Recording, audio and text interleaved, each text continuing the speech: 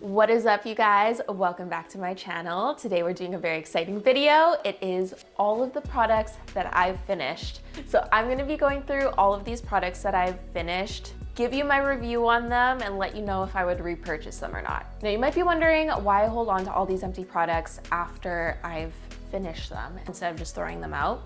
Well, Frank, stop that. If you have an ordinary store near where you live, they actually will take back empty or full beauty products that are just harder to recycle at your local recycling facility. Also, when you recycle, if you didn't know this, which you should know this, you have to have everything cleaned out or else you can't really recycle it. So it kind of turns into trash anyways. Trying to save the planet here. So with beauty products, it is like a lot harder to get all the product out. So they do take old, expired, used, empty beauty products with the soft plastics that are hard to recycle, and they will recycle them for you. We have heaps here, so we have a lot of products to get through. I got my cup of tea, and we are ready to go through the products.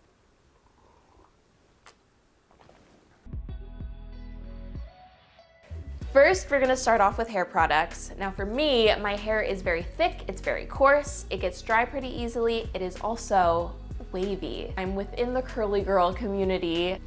Okay, first off here, we have this conditioner. So it is Marc Anthony, it is Argan Oil of Morocco, extra hydrating. Something important about this is that it doesn't have sulfates or sulfites, I believe. If you're a curly girl, you know. We stay away from sulfite and sulfates. My friend actually found it under his sink and he's bald and he was like, I have no use for this. Do you want it? And I was like, hell yeah. I just tried it out for fun and it was okay.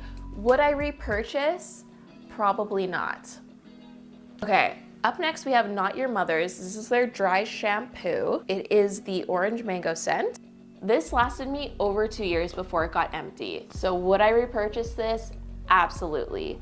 Up next for hair products, Lanza Heating Style Thermal Defense Spray. So this is basically just setting spray for your hair. Like, it'll heat protect, it'll help hold the style. Quick story time. I used to be a cheerleader for the CFL once upon a time. We used to have this hair salon come in and do our hair every time, and they specifically used, I think, Redken products. They used this setting spray on my hair. I kept repurchasing it, but then Redken changed the formula. So I had to look for something else, and the hair salon person recommended this one to me. Honestly, the next best thing, would I repurchase this? I would repurchase this. Next up for hair, we have the Moroccan Oil brand. It is the Curl Control Mousse. This was another of the products that my bald friend had given me. It's a pretty light and airy mousse. Definitely did its job, worked well, and I felt like I was still getting hydrated. So would I repurchase this? Yes. Up next, we have this Hask Biotin Boost. It's a 5-in-1 leave-in spray. I basically just got this to be my leave-in conditioner. I like to change it up. I generally try to not repurchase the same thing unless it becomes like a holy grail. Here are the 5 things that it does. It thickens and adds body, provides thermal protection, controls frizz and adds shine, prevents breakage, and detangles and moisturizes. I mean, it's saying all the right things. I want all those things. Did I necessarily see all those things when I used it? I didn't really notice. It's pretty generic. Would I repurchase? Probably not, but it did me well when it did. Next, we have this Blue Magic Curl Activator Gel. You know what? I can't say if you have natural hair to use it or not. This is, I think, intended for that use. For my hair, I don't think it did what I wanted it to do. Usually when you use like a gel in your curly hair, it kind of gets crunchy when you diffuse it. And that's a good thing. This didn't make my hair crunchy, but it also didn't hold my hair in those curls. Maybe I'm not using it properly, which definitely could be a thing. But I repurchased this? Probably not. I'd probably want to try something different next time.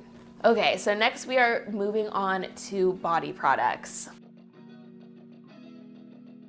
First up, we have Jergens Moisturizer for Wet Skin.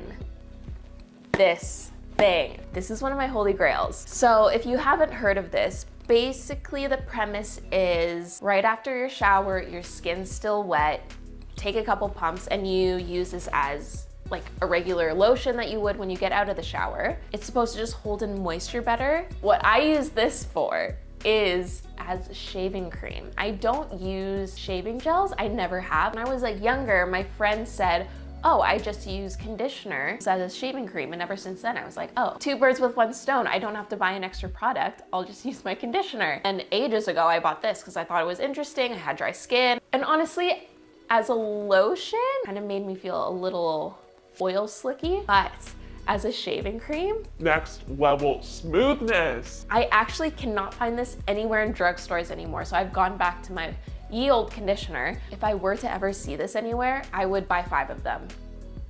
Highly recommend.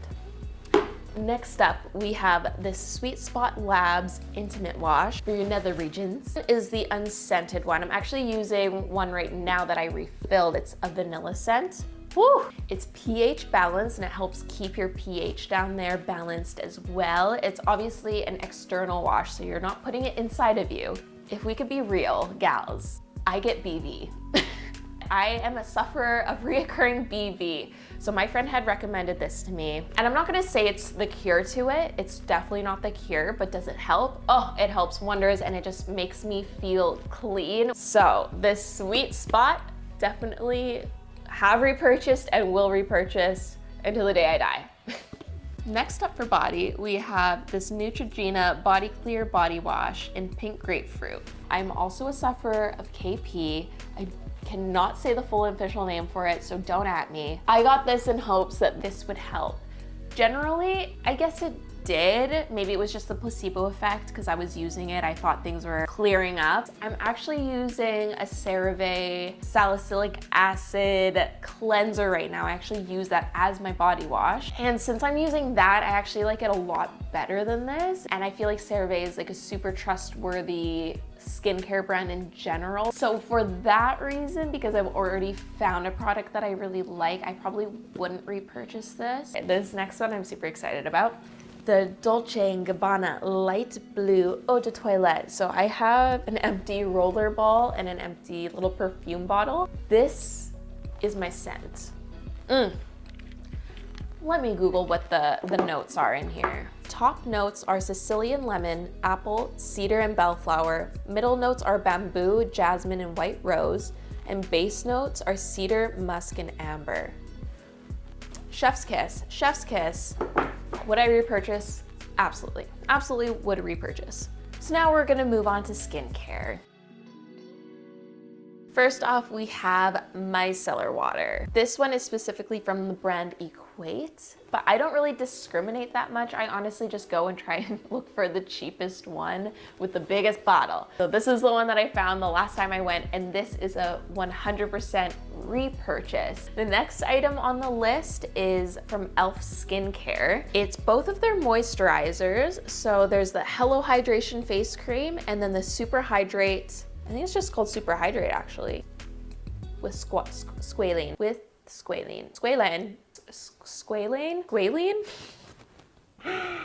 Oh my goodness. Okay, so this first one in the blue packaging, this is actually amazing. I used this throughout the summer last year. For a moisturizer to be light enough to use throughout the summer in a humid climate, this was actually really good for it. After I finished this, I figured, hey, the winter's coming.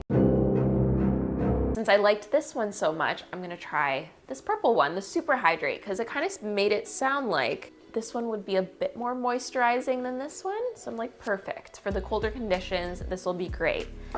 And actually, I feel like I might have gotten them mixed up. The consistency of this is more like a gel. So this is super, super light. I think at the end of the day, I prefer the blue one. I would repurchase the blue. I probably would not repurchase the purple. Okay. Moving on. Next, we have Glow Recipe. So this was the hyped up watermelon line. So I got one of those little like sample packs. This is the Watermelon Glow Sleeping Mask. And this is the Watermelon Glow Ultra Fine Mist. I love these things actually. When I do my skincare routine at night, I cycle through different serums. With cycling these guys in, I actually noticed a difference when I would use it versus when I would cycle through my other products. My skin looked refreshed, it looked toned, it looked even, it looked hydrated. I thought this was just gonna be another hype product, just in it for the watermelon. I myself am a watermelon bitch. Would I repurchase this? If I had more money in the bank, I would 100% repurchase this.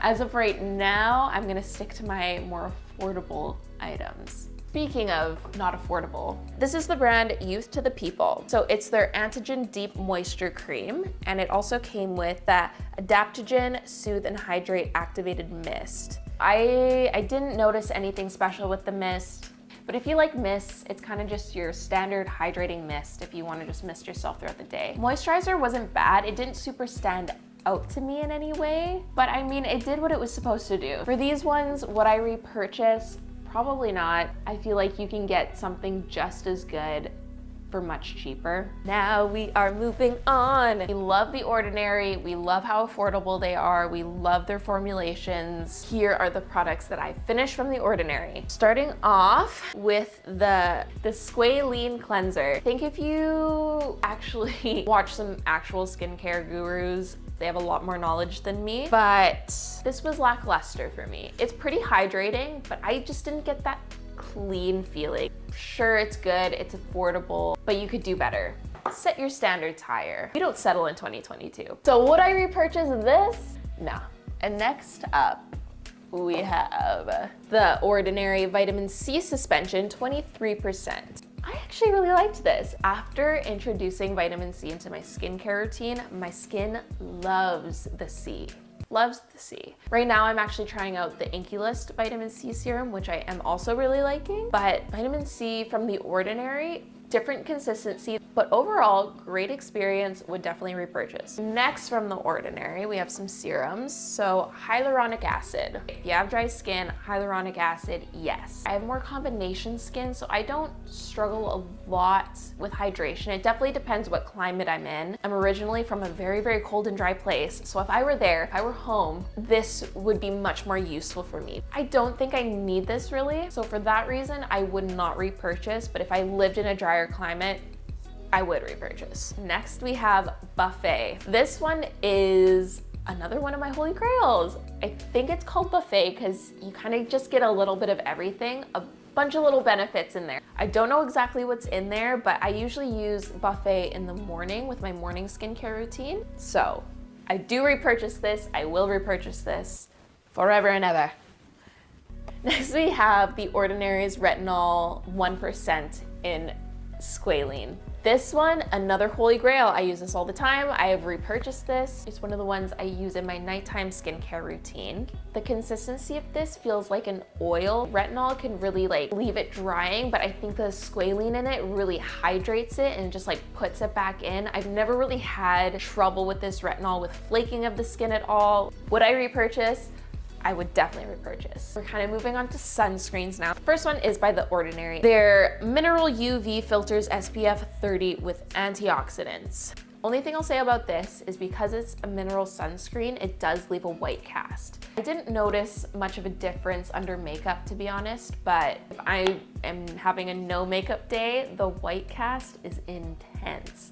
So would I repurchase this? Only in a pinch. It's very affordable, it works super well, but the white cast just gets me. Next for sunscreen, we have First Aid Beauty's Weightless Liquid Mineral SPF 30 Broad Spectrum Sunscreen. So this one, again, was super highly recommended to me because this one's actually pigmented. However, I go to Sephora, I buy this thing, I've been using it. There was something in my gut that was like, I don't know why, but I feel like this isn't working for some reason. Turns out the one that I got had gone bad. So I figured that out too little too late. I went back to try and exchange it. They actually said that they had gotten so much bad feedback about it, they had discontinued it. I don't know if it's still discontinued, if they reformulated or anything. So for months and months, I was wearing this sunscreen and basically was not wearing sunscreen. Would I repurchase this? I would repurchase under the right circumstances. Okay, we've reached the last category of my empties, which is makeup empties. For brows, we have our NYX Micro Brow Pencil. This one is in chocolate, but I usually am an espresso. This I repurchase all the time. And then I want to try this out. This is the brand Essence. It's their Micro Precise Eyebrow Pencil. It says waterproof. It was literally $3. $3. And I'm sorry, that's a steal. I would repurchase both of these for sure. Next up for makeup, this is Benefit's 24-hour brow setter. There was so much hype around this. This was supposed to give you those like feathery, laminated style brows. My brows are very unruly. Like nothing will get these things to stay up, nothing. I have tried soap. I'm currently on the got to be like glued. I would not repurchase this just because it didn't work for me. I think if it works for you, great, but just not for Deandra Lee. Not for Deandra Lee. Okay, next, Holy Grail.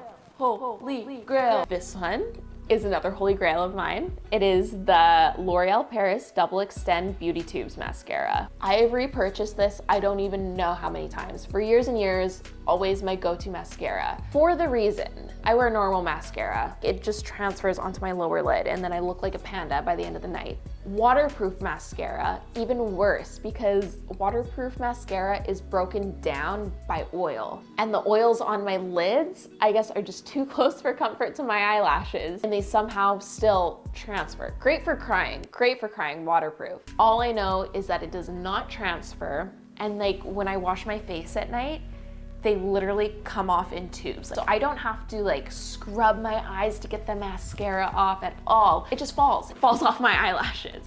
Last two products here, and they're both setting sprays. So the first one is the Hard Candy setting spray. It's the illuminating one. So this one, if you were to actually swatch it, you can see like little pearlescent glitters in there. When it sprays evenly, it gives you a super natural dewy look. Like I really like the finish of this, so I would definitely repurchase this one. For our next setting spray, the MAC Prep and Prime Fix Plus. This is, yeah, a super hyped product, and for good reason, because it is thebomb.com. This lasted me for years and years and years. The finish is great. Go MAC. Go MAC setting spray. Yeah, I don't know what else to say, but if you know, you know. All right, okay guys, that is everything. Those are all the products that I have used up in 2021. If there's anything you saw that you liked, let me know. And if you just want to say hey, say hey. Anyways, thanks so much for tuning in, and we will see you next time.